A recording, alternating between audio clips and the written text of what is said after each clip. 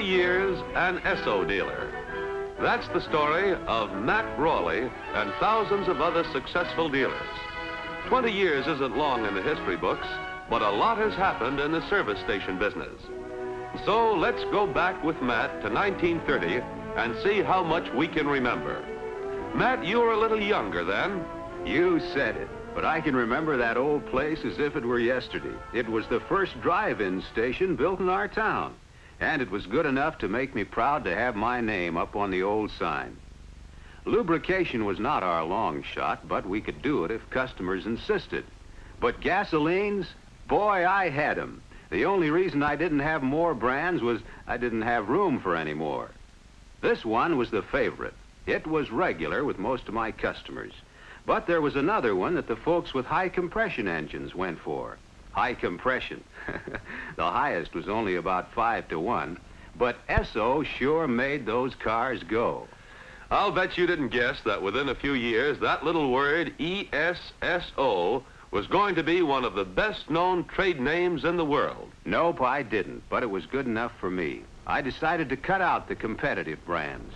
Some fellas thought you'd lose business with just one brand, but my business got better. And that name Esso started going places. It wasn't long before it was up on the station sign. That's right. And in 1931, another name started climbing into worldwide popularity. Remember that one? You bet. That was my first experience in selling tires. The thing that put it over was the company guarantee behind it. Sure, a guarantee that your customers knew would be honored by any of your fellow dealers handling Atlas tires. We had plenty of oil. In cans, too. You know, big cans with pumps on top of them. And there were plenty of hot arguments between the asphalt-based boys and the paraffin-based boosters. That argument was settled in 1932 when the company announced Esso Lube, the first motor oil that combined all the good qualities of both asphaltic and paraffin-based types. That was an important event in petroleum refining.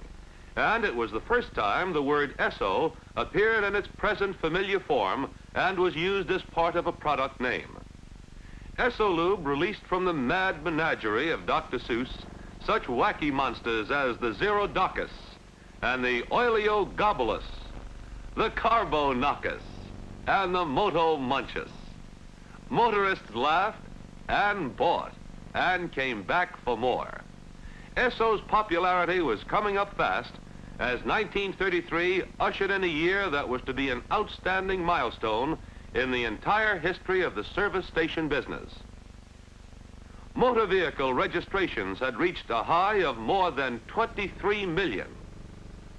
Gas taxes had reached a new high, too. Both motorists and the petroleum industry were concerned. National events were startling in their impact.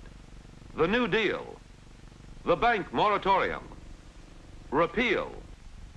But the biggest headline for Esso dealers was this one, which kicked off the announcement of a plan for uniform identification of all stations selling Esso products from Maine to Louisiana. That was really something new. It sure was. We felt like we were losing a friend when we covered up the old sign with a banner that said Esso dealer. But later on, when they put up our permanent new sign, we knew right off the bat that the Esso oval was the best identification sign in the business by far.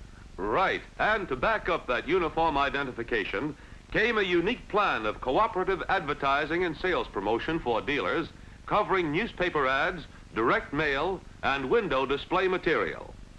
And the very next month came Essoline, the first motor fuel containing patented solvent oil, a motor fuel guaranteeing smoother performance. Thousands of motorists tried Essoline and became regular customers for Esso dealers. As part of their program to help Esso dealers become better merchandisers, Esso marketers brought out in 33 three films on product information and selling: Know Your Products, Esso Salesmanship, and Esso Station Selling. a new form of sales help and training which has continued ever since. Better salesmanship and better service became the order of the day. Matt Raleigh, like other dealers, started to become merchandise-minded. You put in an island store, didn't you, Matt? Yes, I did. It helped us to sell accessories. I put in modern pumps, too, and rebuilt the windows for display. I remember trying to put in my first window display and wishing I'd left the windows the way they were. I decided merchandising had its disadvantages, but the results weren't so bad at that. We sold a lot of Uniflow that winter and a lot of Aero-type Esso the next winter. Esso sure kept us on the jump with new products. Those products kept the jump on competition, too. Refinery output went up 250% to meet the demand for Aero-type Esso. 1935 gave birth to four things that have been growing ever since. The first was happy motoring. And everybody knows that happy motoring has become one of the great selling slogans of our time. Next big thing in 35 was VEL, Verified Esso Lubrication. The first complete Esso dealer lubrication merchandising plan for those dealers properly stocked and equipped to handle it. Did that include you, Matt? Well, no, but I stuck my neck out. I borrowed the dough to build 2 lube bays and hired an extra man. But I made money on my lube department almost from the start. Third big event in 1935 was the birth of Esso Motor Oil, successor to Uniflow in the premium-priced field. This improved motor oil was so far ahead of competition in viscosity index that it couldn't even be measured in regular SAE ratings. And no competitive oil from that day to this has met the challenge of this great product. Fourth major happening in 1935 was the opening flash of the Esso Extra. Topping all other news broadcasts in time on the air, this unique feature became your Esso Reporter. A lot of history was made in the fast-moving years that followed. By 1939, motor vehicle registrations had climbed to more than 31 million. United States petroleum production topped 1.25 billion barrels a year. Gasoline taxes collected from the motorist were fast approaching $1 billion a year. In 39, New York and San Francisco were playing host to the world with their glittering fares. Pennsylvania was building the world's greatest non-stop super turnpike. And Esso Research and Engineering were giving birth to a brand new set of twins for Esso dealers. Those lucky twins were the new Esso and the new Esso Extra, again scooping the field in product quality. Dealers were cashing in on the sales value of uniform identification as more products appeared under the Esso label. A new type of sign was introduced for dealers eager to cash in on increased highway travel after dark. The neon Esso with its tremendous range of visibility. But a new darkness was beginning to spread across the face of the earth, the clouds of war.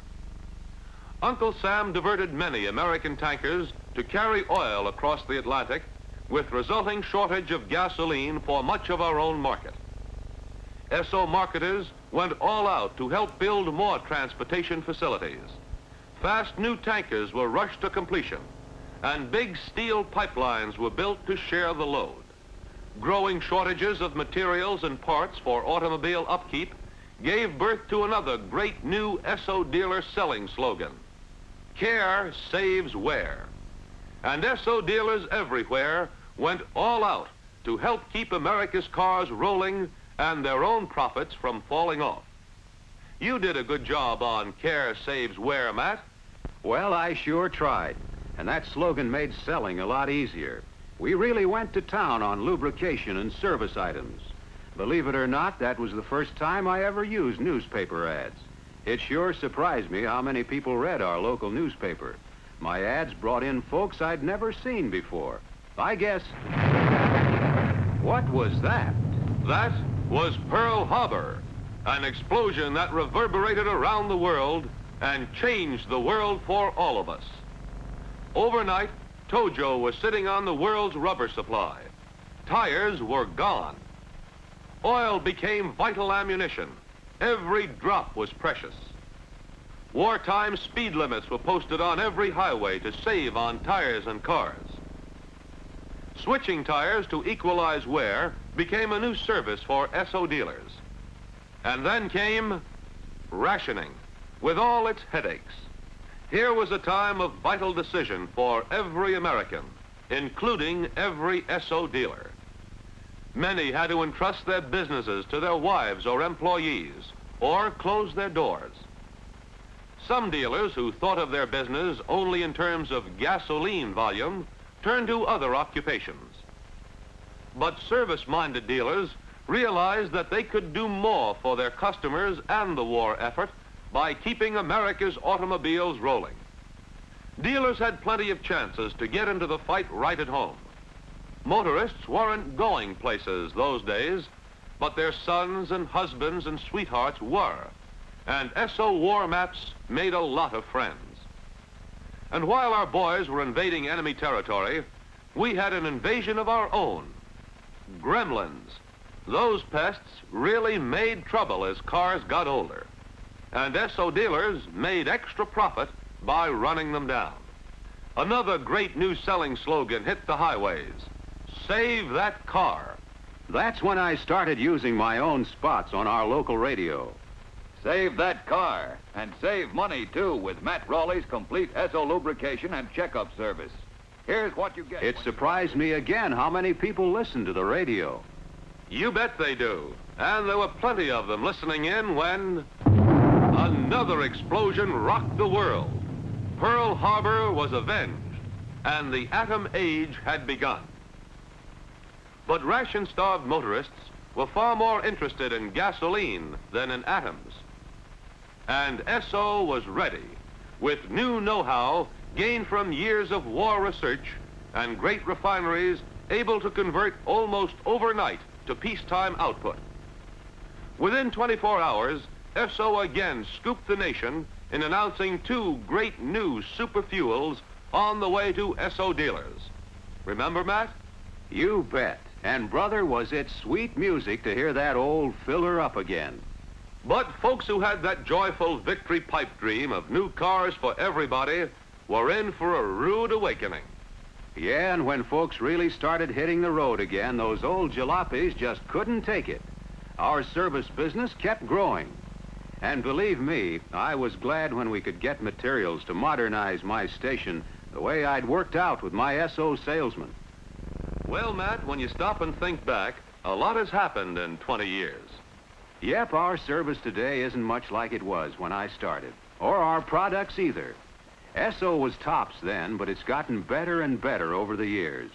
And what a difference between the oils we carried then and the new Esso Extra motor oil we have now. And maybe you haven't thought much about it, Matt, but your own progress has been just as great.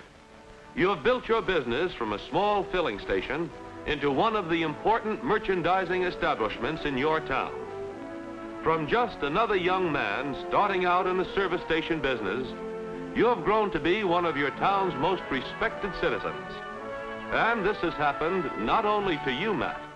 In essence, your story is the experience of thousands of other successful Esso dealers all the way from Maine to Louisiana. Yes, a lot has happened to all of us in 20 years. We've come a long way, and there's even more in store.